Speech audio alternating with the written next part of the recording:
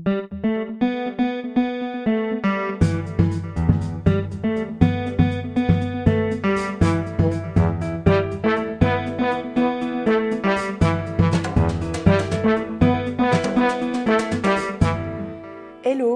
et bienvenue dans le podcast Ose ta vie sur mesure. Je suis Julie Denis, je suis psychologue et entrepreneur et je t'accompagne à devenir une femme et une entrepreneuse heureuse. Ma mission est de t'accompagner à te créer une vie plus heureuse, une vie plus en accord avec qui tu es vraiment, une vie plus alignée, en te libérant des dictats de la société, de tous ces « il faut » et des « je dois ». Alors dans le podcast, on parle bien-être, développement personnel, entrepreneuriat, confiance en soi et tout ça en passant par la connaissance de soi, le mindset et tout ce dont tu as besoin pour te créer ta vie sur mesure. Bonne écoute!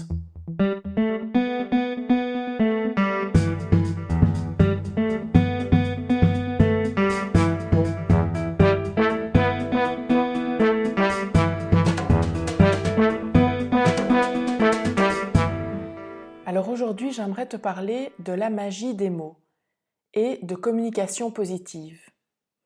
Alors par rapport à la communication, moi je suis tombée un peu dedans par hasard. En tant que psychologue et formatrice surtout, j'étais tombée sur une petite annonce pour devenir formatrice. J'ai postulé et donc un des 2 cours pour lesquels je postulais, c'était des techniques de communication.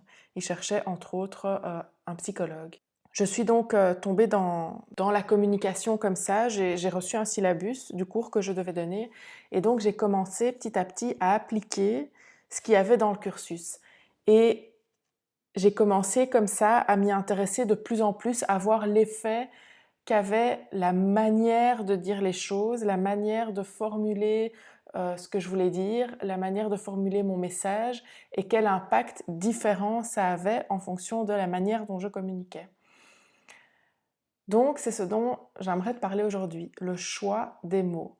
Alors, quand on communique, on veut faire passer un message, c'est la base. Comme je le disais, j'ai déjà parlé de communication et de communication assertive, plus spécifiquement dans l'épisode 4 du podcast. Donc, tu peux aller écouter si ça t'intéresse plus spécifiquement la communication assertive. Mais donc, la base, c'est il y a un émetteur, il y a un récepteur, et il y a le message. Donc c'est l'émetteur qui émet son message vers le récepteur. C'est la base de la communication, on a tous vu ça à l'école. Mais ce qu'on veut généralement, c'est que notre message y soit entendu, qu'il soit compris comme on souhaite le faire passer. C'est pas seulement moi j'ai fait passer mon message et c'est bon, ça y est, c'est bon, c'est fini. Le but quand même quand on communique, c'est de faire passer son message. Et le but de préférence, c'est de le faire passer avec les intentions qu'on avait, les intentions justes qu'on avait. Et donc, même s'il y a plein de paramètres qu'on ne contrôle pas, donc ces paramètres qu'on ne contrôle pas, c'est ce que l'autre entend, avec ses filtres, son humeur, etc. Tout ce qui le concerne, on ne le contrôle pas. Après, il y a aussi tout le contexte qui peut perturber le message. Si on est interrompu, s'il y a du bruit, si c'est une communication par téléphone, on a toutes déjà eu ça, où la communication est hyper mauvaise, où on est tout le temps coupé, c'est compliqué de faire passer son message et de faire passer un message cohérent, etc. Donc aussi bien chez le récepteur que dans le contexte, il peut y avoir des choses qui font que la communication ne passe pas comme on l'aurait voulu, le message ne passe pas comme on l'aurait voulu. Et c'est ok, c'est comme ça, on ne peut rien y faire, on ne le contrôle pas. Mais il y a aussi des choses qu'on contrôle dans notre communication. Et ce qu'on contrôle, c'est nous, comme d'habitude. Et c'est la manière dont on va faire passer le message. Donc le but, c'est de mettre toutes les chances de notre côté pour que le message passe bien. Alors je me dis bien avec des guillemets, parce que qu'est-ce que c'est que le message passe bien ? C'est tout simplement que mettre le plus de chances de notre côté pour que le message passe comme on avait envie qu'il passe, avec l'intention qu'on avait.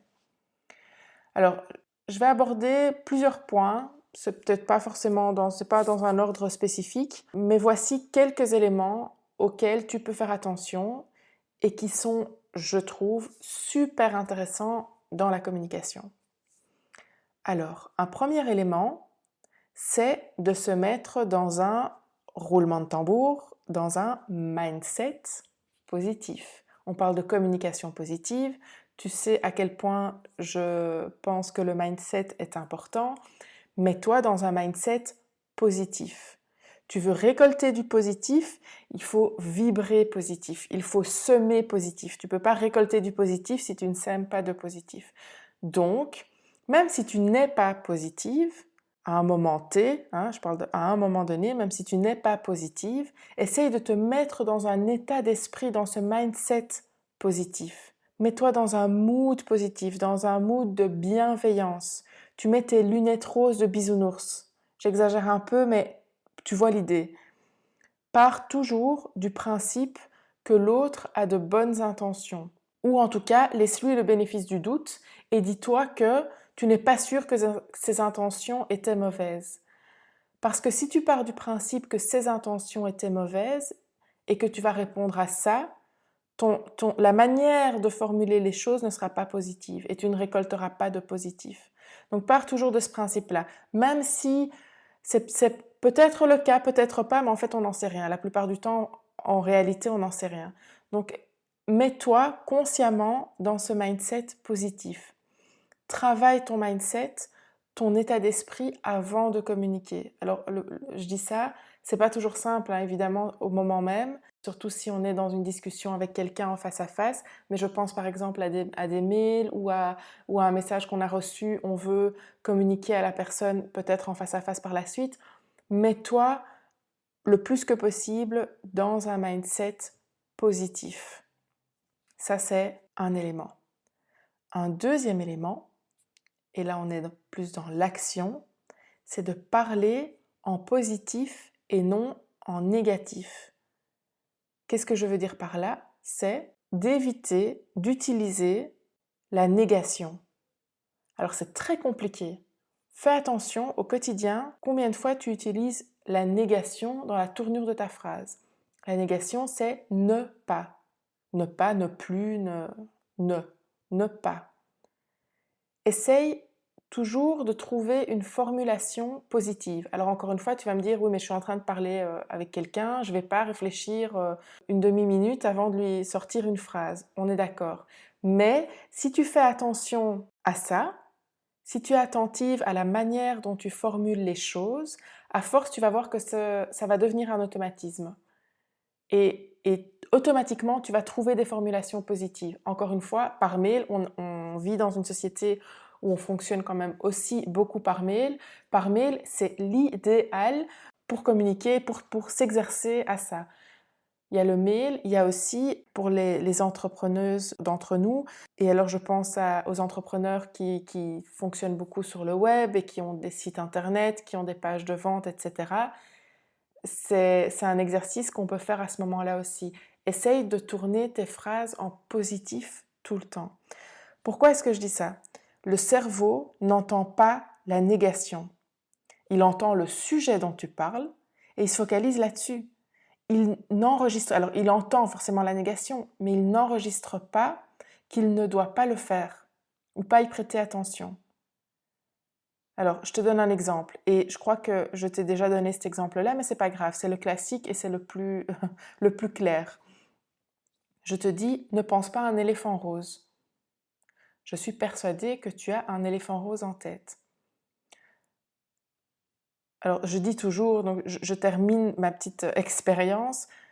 Si je te dis, ne pense pas à un éléphant rose, pense à un éléphant blanc, déjà c'est plus facile. Tu as peut-être pensé à un éléphant rose une fraction de seconde, mais après, c'est l'éléphant blanc qui est apparu. Et forcément encore plus efficace si tu ne veux pas que la personne en face de toi pense à un éléphant rose, ne lui parle pas d'éléphant rose.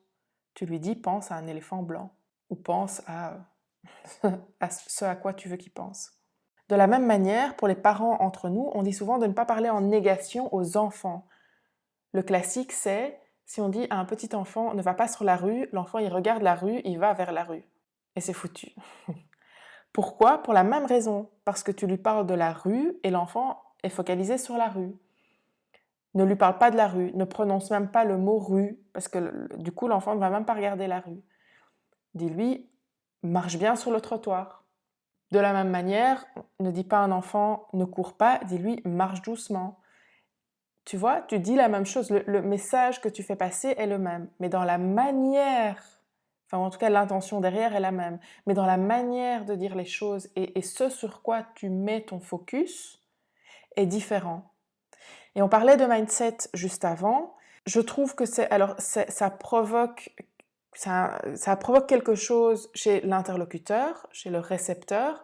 Donc lui va se focaliser sur le positif, mais le fait de s'exercer à ça, tu verras qu'à force, même toi, tu auras un mindset plus positif. Ça va dans les deux sens, parce que tu t'obliges à te focaliser sur le positif. Tu t'obliges à te focaliser sur ce qu'il y a, plutôt que de te focaliser sur ce qu'il n'y a pas, sur le verre à moitié plein plutôt que sur le verre à moitié vide. Tu dis il y a la moitié du verre et pas d'eau par exemple, et pas il n'y a pas la moitié du verre, l'autre moitié du verre. Je ne sais pas si ce dernier était très clair, mais bon, tu as compris l'idée de toute façon. J'y reviendrai plus tard avec un ou deux exemples plus concrets par rapport au business et à l'entrepreneuriat. Mais donc, toujours parler en positif, ça c'est un truc, c'est compliqué, mais je fais ça depuis quelques années entre-temps et c'est tellement puissant de faire ça, c'est un truc de fou. Donc, parler en positif. Juste, évite les négations. Tu vois, j'aurais pu dire n'utilise pas de négation, mais je dis pas n'utilise pas de négation, je te dis évite les négations. Même ça, parle en positif, encore mieux.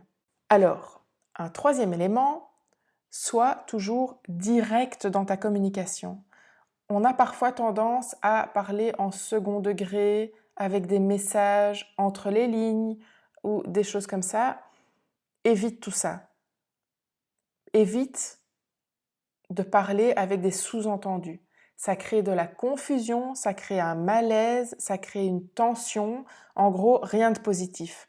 Donc, sois toujours direct dans ta communication. Ça ne veut pas dire rentre dedans. Ça veut dire quel est le message que tu as envie de faire passer et fais passer ce message-là clairement, avec des mots qui veulent dire ça. C'est ça que je veux dire par un message direct, une communication directe. Pas rentre dedans, je te dis tchac, voilà ce qu'il en est. Non, c'est pas tout le temps judicieux. Si tu as envie de le faire, tu le fais, mais c'est pas toujours judicieux. Ça dépend quel effet tu as envie d'avoir. Mais si, encore une fois, si tu as envie d'avoir un effet positif, sois positif dans ta communication et sois direct dans ta communication. Si quelque chose ne t'a pas plu, ça ne t'a pas plu. Exprime-le tel quel. Commence pas à faire des reproches, machin. Non. Tu exprimes clairement ce qu'il en est. Alors, un quatrième élément, qu'est-ce que tu veux obtenir de ton interlocuteur? Quel est le verbe que tu utilises? Là aussi, la magie des mots. Utilise les bons mots. Quel verbe, quelle action est-ce que tu veux de ton interlocuteur? Sois clair, encore une fois. Si tu n'invites pas l'autre à faire spécifiquement quelque chose, il ne le fera sans doute pas. Si tu lui dis ça m'a pas plu, ok, il l'a entendu, ok, ton interlocuteur l'a entendu, mais il va peut-être rien faire. Si tu lui dis ça ne m'a pas plu et j'aimerais que tu fasses ça, ok, c'est clair que tu veux obtenir quelque chose de quelqu'un. Pour ça, j'en ai pas parlé jusque maintenant, mais roulement de tambour, connaissance de soi, il faut évidemment que tu sois au clair avec toi d'abord. Qu'est-ce que tu sens, qu'est-ce que tu ressens, qu'est-ce que tu vis actuellement et quel est le message que tu veux faire passer, quel est le résultat que tu aimerais obtenir. Alors, le résultat dépendra forcément aussi de l'interlocuteur et donc tu l'obtiendras peut-être pas. Mais dans le meilleur des cas, quel est le résultat que tu aimerais obtenir? Sois au clair avec toi-même. Parce que c'est seulement en étant clair avec soi-même qu'on peut être clair avec l'autre. Mais aussi, donc, quel est l'objectif de ta communication? Est-ce que c'est juste de manière informative, j'aimerais que tu saches ça, ok, et l'autre en fait ce qu'il veut, ok. Mais ça pourrait aussi être, j'aimerais que tu saches ça, et j'aimerais qu'à l'avenir, ça se passe comme ça, j'aimerais qu'à l'avenir ça se passe différemment. Ok.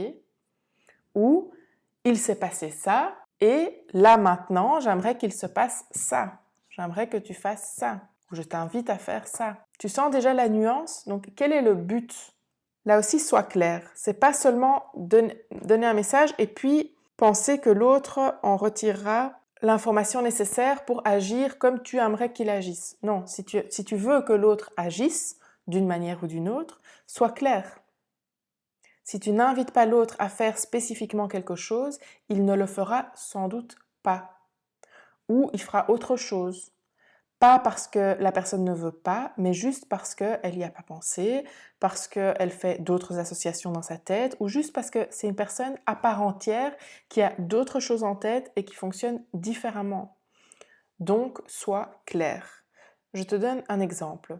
Tu dis à à un de tes collaborateurs, j'aimerais que tu sois plus attentif en réunion. Ou dans la vie privée, j'aimerais que tu me montres plus d'amour, ou plus ton amour. Alors, c'est des termes un peu bateaux, hein, mais je le fais exprès, c'est pour expliquer l'idée. Être attentif, montrer son amour. C'est pas concret. Tu attends quoi exactement? Tu attends quoi comme comportement? Parce que montrer son amour ou être plus attentif, on peut le faire de plein de manières différentes. Et peut-être que la personne le fait à ses yeux, ou pas. Ou elle va se mettre à le faire, mais d'une autre manière que ce que toi tu aimerais qu'elle le fasse. Et donc l'idée ici, c'est si tu demandes quelque chose à quelqu'un, si tu demandes une action, sois concrète.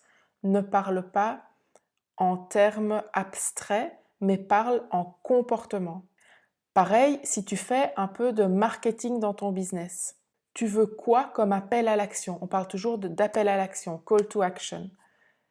Si tu envoies une newsletter juste avec des infos, certains vont trouver ça intéressant, d'autres moins, ok, classique, comme pour toute newsletter.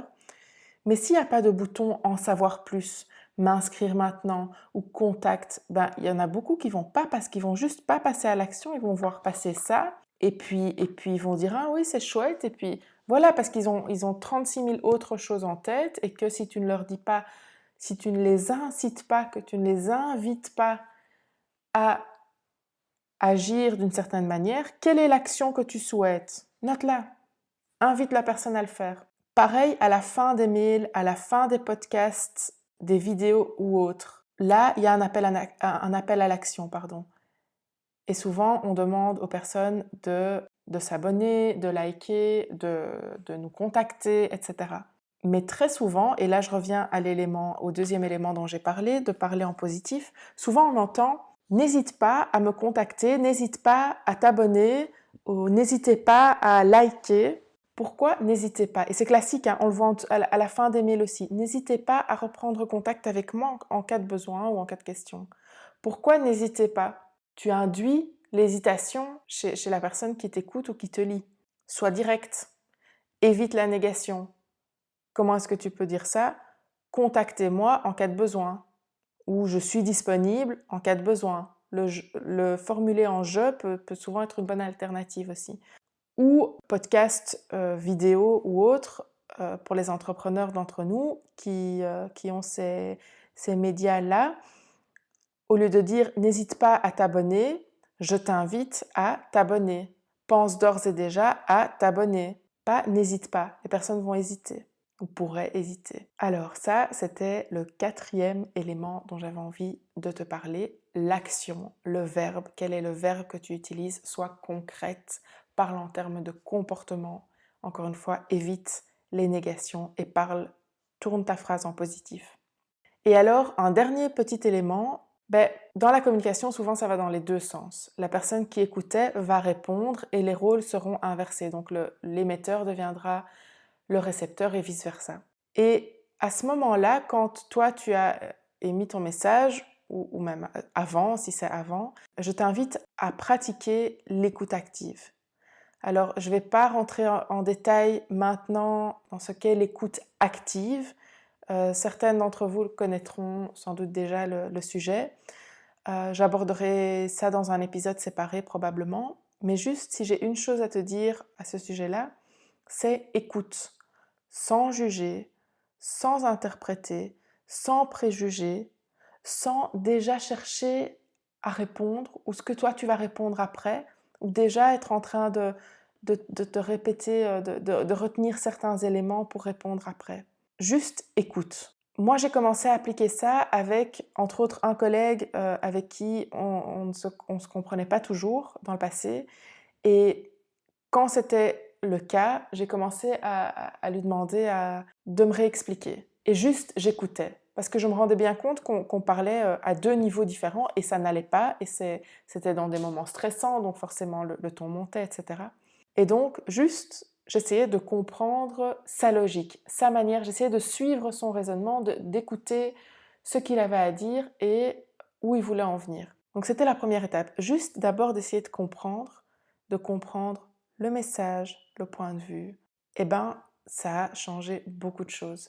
À partir du moment où j'ai commencé à faire ça, je comprenais ce que lui voulait me dire et je pouvais ensuite, une fois que le message était clair pour moi, je pouvais ensuite lui répondre en fonction de moi. Je prenais s'il fallait quelques secondes et je lui disais attends, ok, j'ai compris, mais attends une minute, c'est pas ça que je voulais dire. Et puis je réexpliquais aussi mon point de vue.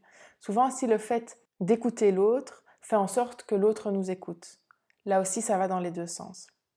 Donc voilà, c'était une petite note par rapport à l'écoute active, une petite note finale par rapport à l'écoute active, parce que je voulais quand même, je pense que c'est important aussi, dans cette magie des mots, il y a la magie des mots, mais il y a la magie de l'écoute aussi.